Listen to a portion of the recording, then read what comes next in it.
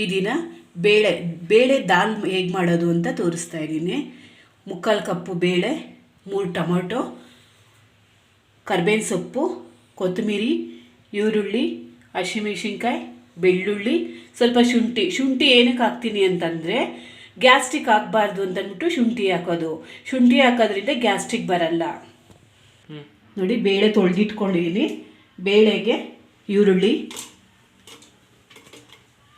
ಹಸಿಮೆಣಸಿನ್ಕಾಯಿ, ನಿಮ್ಗೆ ಎಷ್ಟು ಖಾರ ಬೇಕು ಅಷ್ಟು ಹಾಕ್ಕೊಳ್ಳಿ. ನಮ್ಗೆ ಸ್ವಲ್ಪ ಖಾರ ಬೇಕು ಅಂತ ಹಸಿಮೆಣಸಿನ್ಕಾಯಿ ಸ್ವಲ್ಪ ಜಾಸ್ತಿ ಹಾಕ್ಕೊಂಡಿದ್ದೀನಿ.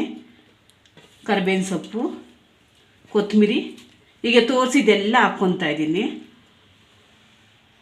ನೋಡಿ, ಟೊಮೊಟೊ ನಾನು 3 ಟೊಮೊಟೊ ಕಟ್ ಮಾಡ್ಕೊಂಡಿದ್ದೀನಿ.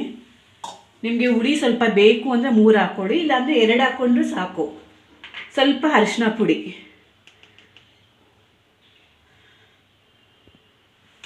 ನೋಡಿ ಇದೇ ಬೇಳೆದಲ್ಲಿ ನಾನು 3/4 ತೊಗೊಂಡಿದ್ದೀನಿ. ಇದರಲ್ಲಿ ನಾನು 4 ಲೋಟ ನೀರು ಹಾಕ್ಕೊತೀನಿ. ನೋಡಿ, 4 ಲೋಟ ನೀರು ಹಾಕ್ಕೊತೀನಿ. ನೋಡಿ, 5 ಲೋಟ ನೀರು ಹಾಕಿದ್ದೀನಿ. ನೀವು 4 ಆದರೂ ಹಾಕ್ಕೊಳ್ಳಿ, 5 ಆದರೂ ಹಾಕ್ಕೊಳ್ಳಿ. ನಮಗೆ ಸ್ವಲ್ಪ ಸಾರು ಜಾಸ್ತಿ ಬೇಕು ಅಂತ 5 ಲೋಟ ಹಾಕಿದ್ದೀನಿ. ವಿಸಲ್ ಮುಚ್ಚಿ ಗ್ಯಾಸ್ ಮೇಲೆ ಇಡಿ. ಬೇಳೆ ಬೇಯಕ್ಕೆ ಇಟ್ಟಿದ್ದೀನಿ.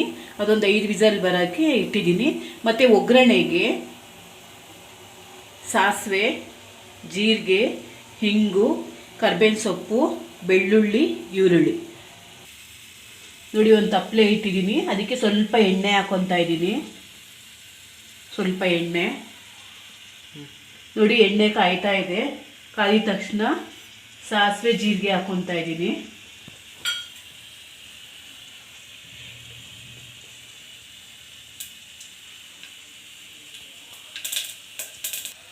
ನೋಡಿ, ಹಿಂಗೆ ಹಾಕ್ಕೊತಾ ಇದ್ದೀನಿ. ಹಿಂಗು ಸ್ವಲ್ಪ ಹಾಕ್ಕೊಂಡ್ರೆ ಸಾಕು.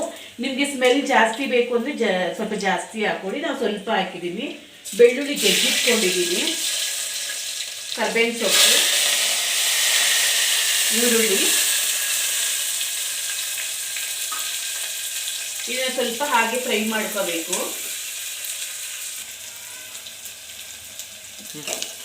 ನೋಡಿ, ಬ್ರೌನ್ ಆಗ್ತಾ ಐತೆ.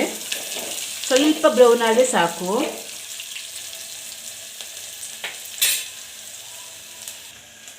ನೋಡಿ, ಬೇಳೆ ಬೆಂದಿದೆ.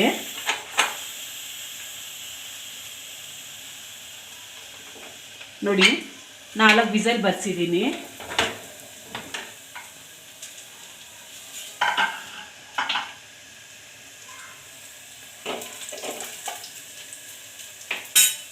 ನೋಡಿ, ಇದ್ರದ್ದು ನೀರೆಲ್ಲ ತೆಗೆದ್ಬಿಡ್ಬೇಕು. ಇದಕ್ಕೆ ತಪ್ಪಲೆಗೆ ಹಾಕ್ಕೊತಾ ಇದ್ದೀನಿ. ಒಗ್ಗರಣೆ ಮಾಡಿದ್ದೀನಲ್ಲ, ತಪ್ಪಲೆಗೆ ಹಾಕ್ಕೊತಾ ಇದ್ದೀನಿ.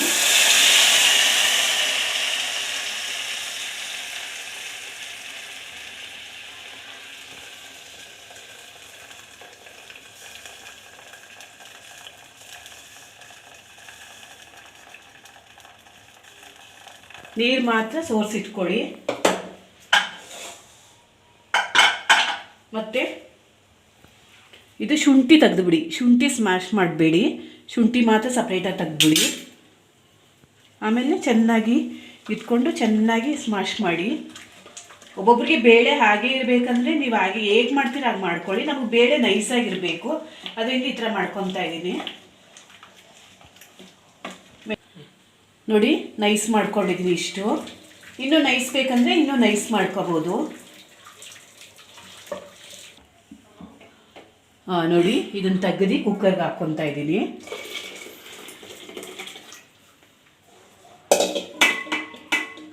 ಗ್ಯಾಸ್ ಮೇಲೆ ಇಡ್ತೀನಿ.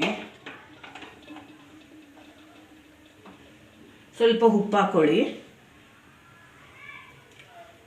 ನಿಮ್ಗೆ ಎಷ್ಟು ಉಪ್ಪು ಬೇಕು ಅಷ್ಟು ಹಾಕ್ಕೊಳ್ಳಿ.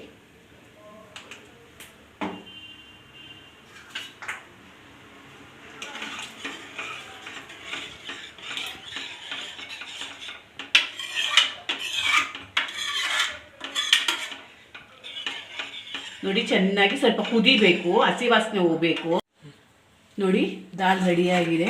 ನೋಡಿ, ನೀವು ಇದನ್ನು ಚಪಾತಿಗೆ, ದೋಸೆಗೆ, ಇಡ್ಲಿಗೆ, ರೈಸ್ಗೆಲ್ಲ ತಿನ್ನಲಿಕ್ಕೆ ತುಂಬ ಚೆನ್ನಾಗಿರುತ್ತೆ.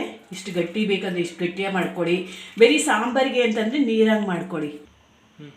ಈ ದಾಲ್ ಮಾಡಿ ನೋಡಿ, ನಿಮಗೆ ತುಂಬ ರುಚಿ ಅನಿಸಿದ್ರೆ ನನ್ನ ಚಾನಲ್ಗೆ ಲೈಕ್ ಕೊಡಿ.